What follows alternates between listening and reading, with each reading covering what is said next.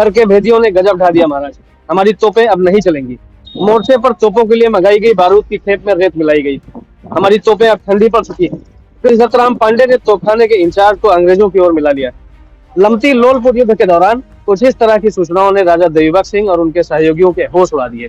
इतना ही नहीं, उनके पैरों तले जमीन तक खिसक गई जब उनको पता चला कि कृष्णदत्त राम पांडे और राजा अयोध्या के लोगों ने अपने बहकावे में लाकर उनके तमाम विश्वास पात्रों को अपनी ही सेना से युद्ध करने के लिए तैयार कर लिया है।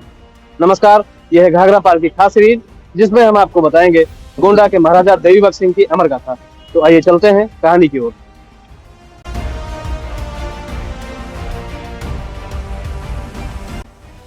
तारीख थी 6 दिसंबर और साल 1858। गुलाबबाड़ी, नवाबगंज। महाराजा देवीबख्श सिंह की अध्यक्षता में क्रांतिकारी खेमे में बैठक हुई। बूढ़ापायर के राजा अशरफ बख्श खान, नवाबी नाजिम मेहदी हसन, चरदा के राजा जोध सिंह, मंगल पांडे के भतीजे बुझावन पांडे, अयोध्या से शंभू प्रसाद शुक्ल, फैजाबाद से अक्षन खान तथा मेवाती और बरवारों के प्रमुख लोगों के बीच में यह बैठक हुई। राजा देवीबख्श सिंह ने पूछा कि कल के लिए क्या योजना है। मझगवां के वीर सपूत भगवत सिंह बोल पड़े कि हम जीतेंगे।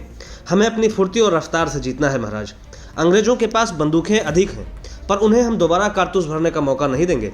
मजबूर होकर उन्हें तलवार से लड़ना पड़ेगा, और आप सबको पता है कि तलवारबाजी में हमसे वो अव्वल नहीं है। सब ने उत्साहवर्धक तथ्यों को रखकर आज के युद्ध को निर्णायक बनाने का मन बनाया। सभी तोपचियों को इस बैठक में शामिल किया गया था।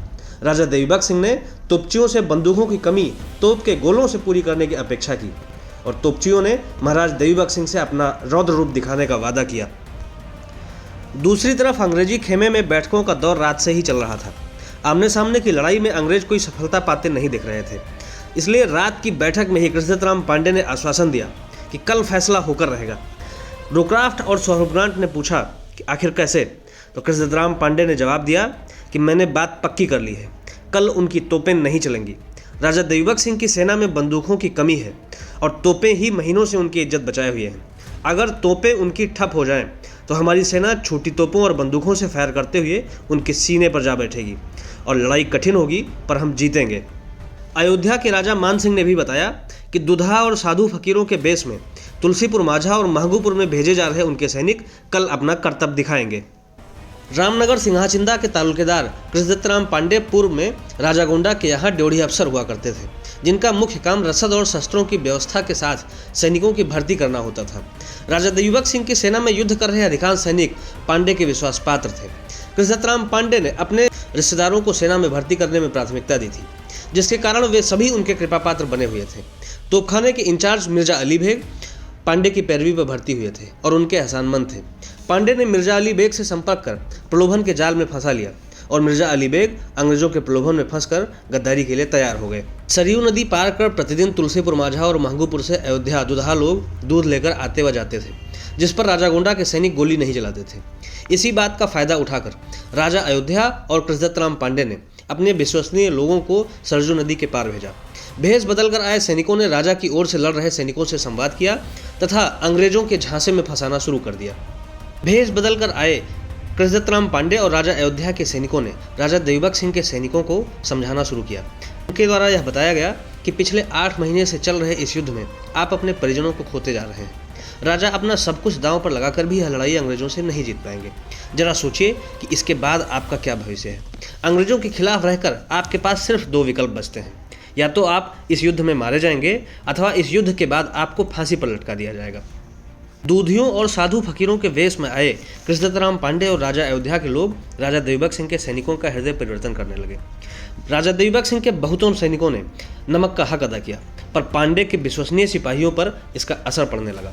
अब विडंबना कहें अथवा दुर्भाग्य, अंग्रेजी सेना तोप और तलवार से जो लड़ाई नहीं जीत पा रही थी, उसी लड़ाई को जिताने के लिए मान सिंह, दिग्विजय सिंह और कृष्णदत्त राम पांडे जैसे भेदियों ने अपनी एड़ी चोटी का बल लगा दिया। राजा देवीबख्श सिंह को इस बात की सूचना मिली कि पांडे के कुछ लोग उनके सैनिकों का हृदय परिवर्तन करने में लगे हैं, किंतु उन्हें अपने सैनिकों की वफादारी पर पूरा भरोसा था। 6 दिसंबर की सुबह सुबह राजा गोंडा के तोपचियों ने तोपों से अंगारे उगलना शुरू कर दिया। तोपचियों के 3 सरदार काले खां, मसीयत खां और हुसैन खां के नेतृत्व में बंदूकों की कमी तोपों से पूरी की जा रही थी। मझगवां के वीर सपूत भगवत सिंह, विशुनपुर बैरिया के दुंद सिंह, विशंभरपुर के अवधूत सिंह और जालिम सिंह, अनभुला के शिवा सिंह, राजा अशरफ बख्श खान उतरौला के राजा, शंभू प्रसाद शुक्ल अयोध्या से और फैजाबाद से अक्षन खान ने आज सभी लोगों ने युद्ध में अपनी निर्णायक भूमिका निभाते हुए अपनी जान हथेली पर लेकर अंग्रेजों को छठी का दूध याद दिला दिया। लमती लोलपुर में आज आर पार की लड़ाई चल रही थी। अंग्रेजों ने जानबूझकर अपने सैनिकों को क्रांतिकारियों की तोपों की रेंज के पीछे कर लिया और क्रांतिकारियों की तोपों के थमने का इंतजार करने लगे। लमती लोलपुर के मोर्चे को सुरक्षित देखकर राजा देवीबख्श सिंह तुलसीपुर माझा और महगूपुर पर लगे मोर्चे का जायजा लेने के लिए निकल गए। लमती मोर्चे पर चरदा नरेश राजा जोत सिंह स्वयं मौजूद थे।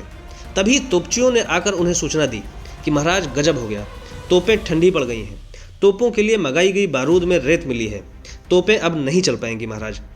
सभी सरदारों के पैरों तले जमीन खिसक गई। राजा देवीबख्श सिंह को जैसे ही इस बात की सूचना हुई, वे तुलसीपुर और महगूपुर में अतिरिक्त सैनिकों को लेकर लमती लोलपुर के लिए निकल पड़े। अंग्रेजों को क्रांतिकारियों की तोपें थमने का इंतजार था। जैसे ही तोपें दगना बंद हुई, लमती मोर्चे पर चौतरफा हमला किया। उत्तर की ओर से भैया हरिरतन सिंह और कृष्णदत्तराम पांडे ने, पूर्व की ओर से मान सिंह और रोक्राफ्ट ने, अयोध्या की ओर से सरहुब ग्रांट ने तथा तुलसीपुर और महगूपुर में भेष बदलकर आए सैनिकों ने चौतरफा हमला किया। महाराजा देवीबख्श सिंह जब लमती लोलपुर पहुंचे तो वहां का नज़ारा ही दूसरा था। क्रांतिकारी सेना पर चौतरफे हमले हो रहे थे। तोपी ठंडे पड़ने के बावजूद तोपची अपनी जगहों से नहीं हिले। उन्होंने तलवारें उठाई और सभी लोग मारे गए।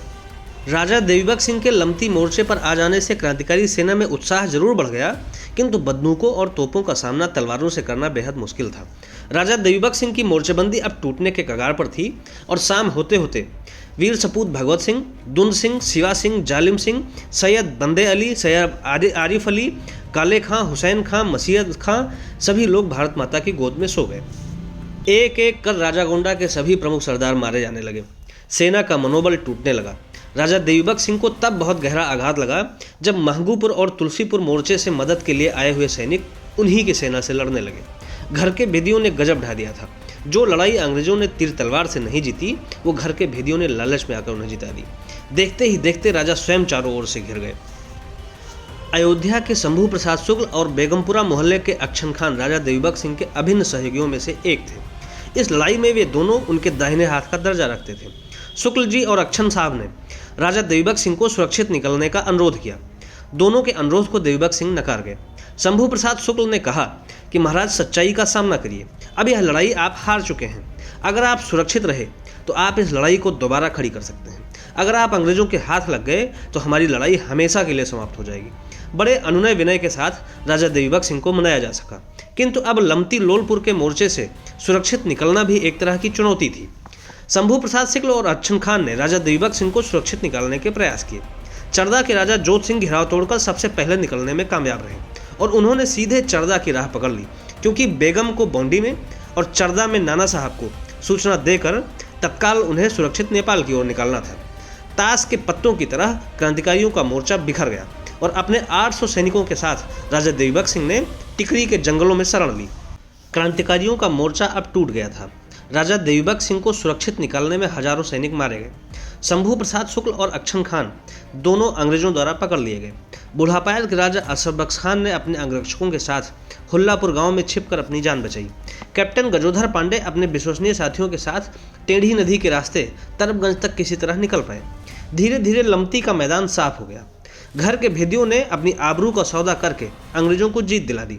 सभी तरह अंग्रेजी फौजों ने क्रांतिकारियों का पीछा कर उनका कत्ल किया। सरहुब ग्रांट और रोक्राफ्ट ने महीनों से चल रही इस जद्दोजहद को आखिर जीत लिया था और उनकी खुशी का ठिकाना नहीं था। बेगम और नाना साहब को जैसे ही लमती हार की सूचना मिली, उनका चेहरा मलिन हो गया। मोर्चा टूटने के बाद हजारों क्रांतिकारी चारों तरफ तितर बितर छिपे हुए थे। अंग्रेजी फौजें उन्हें ढूंढ ढूंढ कर कत्ल कर रही थी। कैप्टन गजोधर पांडे डिडीसिया कला में अंग्रेजी फौजों से घिरे थे। राजा अशरफ बख्श खान हुल्लापुर में अंग्रेजी फौजों से घिरे थे।